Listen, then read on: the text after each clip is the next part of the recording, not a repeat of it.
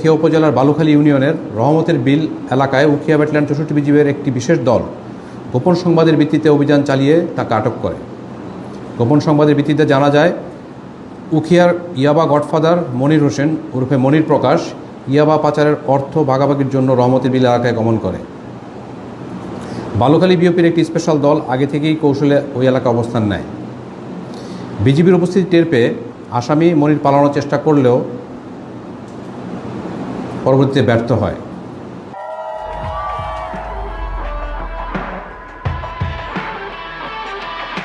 তাকে আটক করে ব্যাটালিয়ন সদরে নিয়ে আসা হয়েছে। প্রাথমিক জিজ্ঞাসাবাদে মনির হোসেন স্বীকার করেছে যে তিনি দীর্ঘদিন ধরে সীমান্তবর্তী এলাকায় ইয়াবা পাচার ও মাদক ব্যবসার সঙ্গে জড়িত। এছাড়া তার বিরুদ্ধে একাধিক হত্যা ও মাদক ওয়ারেন্ট রয়েছে এবং তিনি উখিয়া থানার বহুল আলোচিত শাহজাহান হত্যা মামলার প্রধান আসামি।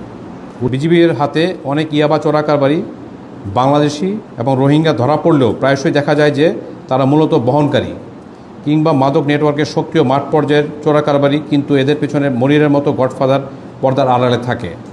আমরা গডফাদারদের চিহ্নিত করছি। পর্দার পেছনে মাদকের সাথে জড়িত এই সমস্ত গডফাদারদের ধরার অভিযান অব্যাহত থাকবে।